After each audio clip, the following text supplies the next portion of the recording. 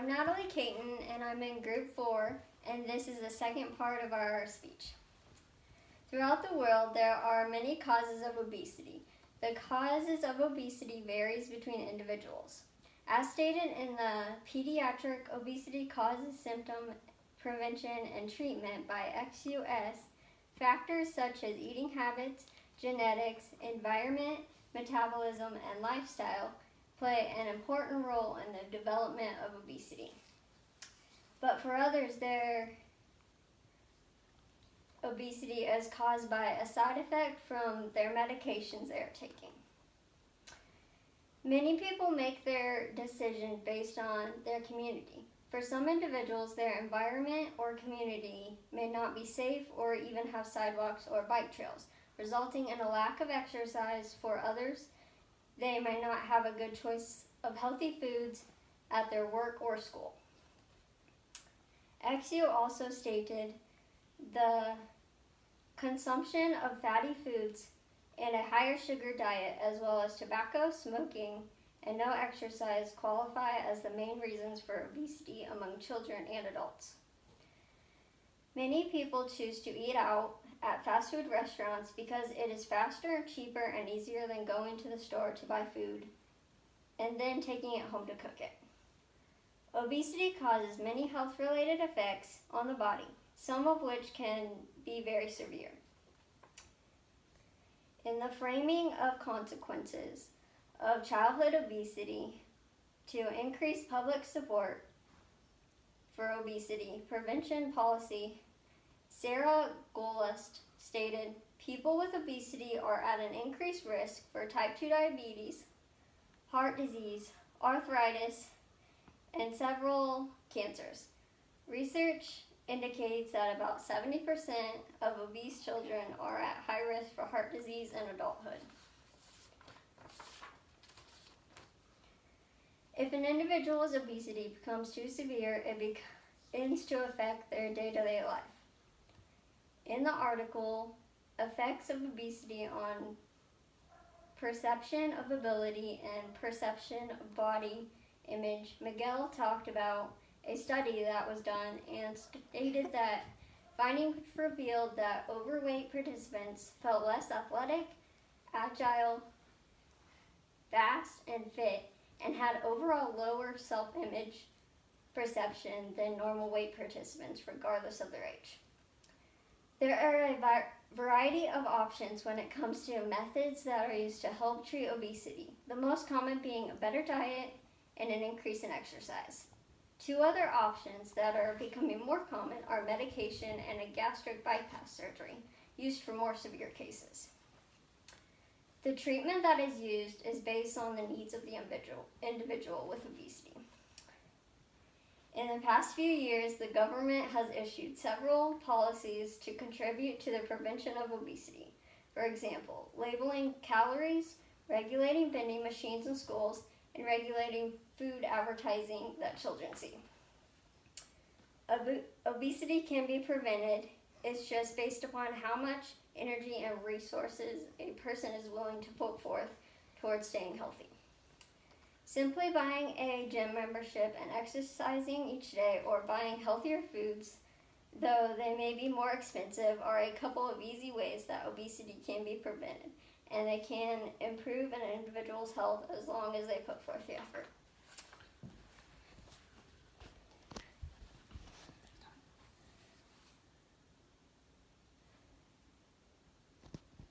This time it's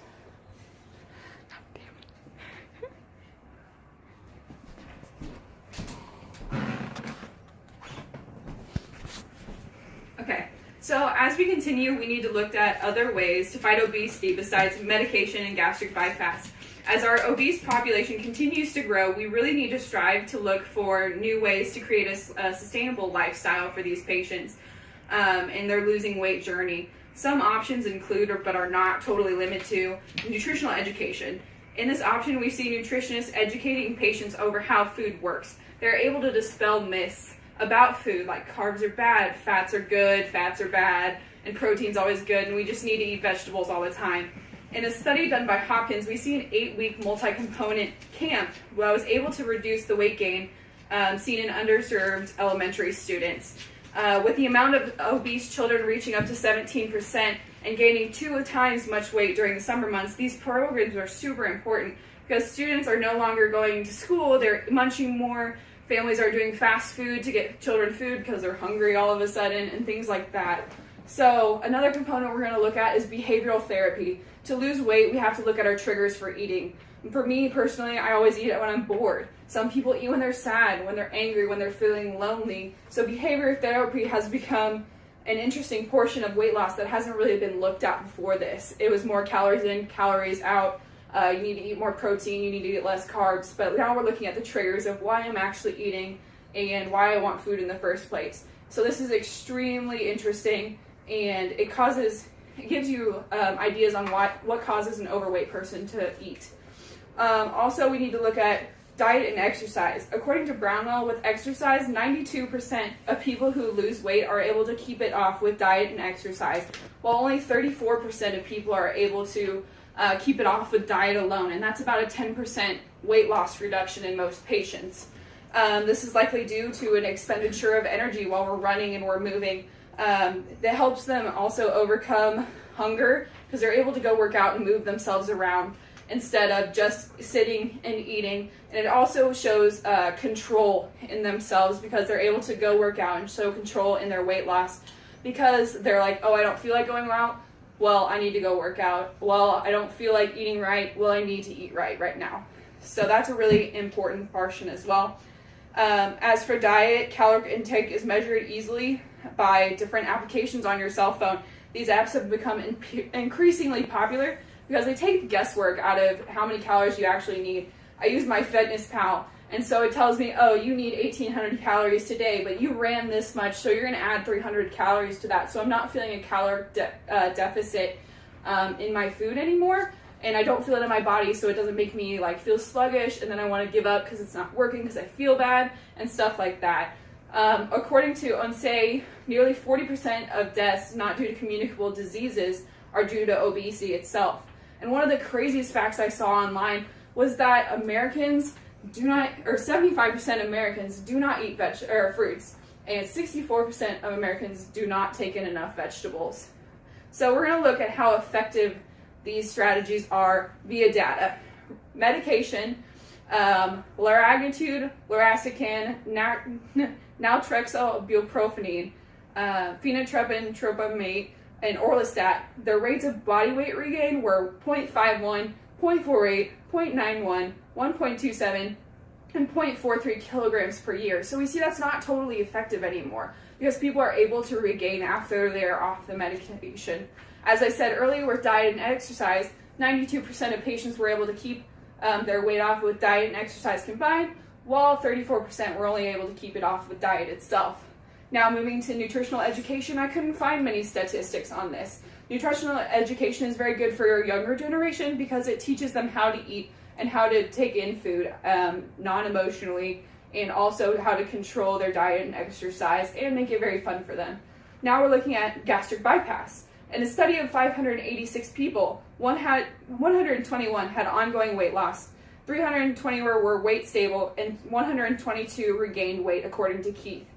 So, the pros and cons, they're variable things, is we're looking at how you're able to do it, how much weight you're able to keep off, sustainability overall, and your ability to regain weight after these things happen. So that's super important for an obese person to think about. We look at the pros, we see diet and exercise can be maintained over life. Gastric bypass is a complete change, but it can be maintained over life. Medication sometimes has its issues because once you go off medication, you may not be eating as great and you see that weight start to regain. So overall, those are some pros and cons to some different ways we can fight obesity in the world today. $100,000. There's gotta be something out there. You have to do it again? No.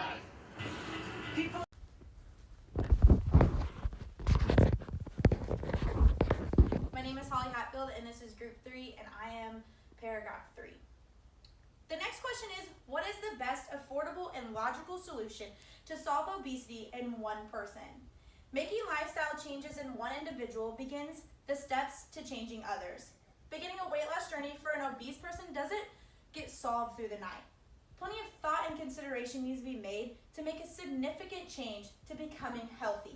The Centers of Disease Control and Prevention, the CDC, has came up with steps to find a solution depending on the person. First, assess the situation. Weigh the patient and figure out their BMI. Is it 30% or above? If so, they are in the obese category. Next, the patient needs to be changing their mindset. Are they wanting to lose weight to get healthy or because of medical reasons? Mindset is key because if the patient does not want to lose weight or make a change in their lifestyle, then they'll still be obese a year from now. I cannot stress enough how a healthy mind will help a person who is on a weight loss journey. When setting the mindset, begin researching and consulting doctors. Researching and a doctor visit can provide the patient with the most accurate weight loss recommendation depending on what the patient needs. The doctor will make plans of weight loss through a change of diet and exercise. After this change is made, the doctor may revisit using medication and surgery to effectively stay healthy and lose weight. After setting a plan, the hard work begins. Therefore, is there a best solution using logic for solving one person's obesity? Yes, recognizing the situation, changing one's mindset, researching, and simply beginning a healthy lifestyle. One way to begin to reduce obesity is prevention. Stanford Healthcare says if you breastfeed a baby longer than the child has a 15 to 25% chance to be less likely to be overweight. Children who do not get enough physical activity or have bad eating habits, are prone to childhood obesity. A logical solution is to encourage children to only eat when hungry, reduce sugary, fat-filled snacks and drinks, and even reduce time in front of the computer or TV. Teaching children the My Plate can also inspire them to eat 4 to 5 servings of fruits and vegetables daily. Being a role model to children is also a great way to promote a healthy lifestyle. An affordable solution would be to strengthen the importance of physical activity, inside, outside in the backyard, or simply joining a sports team. Preventing obesity in adults can also be affordable and logical. Stanford Healthcare continues to suggest eating 5 to 6 servings of fruits and vegetables daily, choosing whole grain foods, and reducing processed foods from the diet. When entering a grocery store, choose to go around the outside of the grocery store because if you go through the aisles, you will eat the processed food. Make time in the day to do physical activities, whether it's getting out of the office and walking around the building twice, or simply setting aside time to get a full workout in at the gym. What is the best solution to solving obesity in the United States? Correcting diet and exercise, putting oneself around a great support system to encourage a healthy lifestyle, and prevention. Solutions such as dieting and exercise, surgery, and medication has all been suggested for weight loss and obesity situations. For the population of the United States, prevention of obesity is key. Taking in all information that has been provided by our group today, I hope that it gives you a clue to the best solution for your situation. Reducing obesity is going to only happen if the population is open to change, if the supermarkets are willing to promote healthy eating, and if the person has a great support system. Our group specifically decided if we had to limit the best solution to one, we would choose dieting and exercise. After researching information, this was concluded because it is the simplest, cost-effective, and has limited complications. When adding surgery and medication, the person is spending money and opening a door to complications and more health concerns. Always consult a doctor when deciding to lose weight to find the healthiest form for your specific body. Dieting and exercise is our recommendation to solve the United States obesity.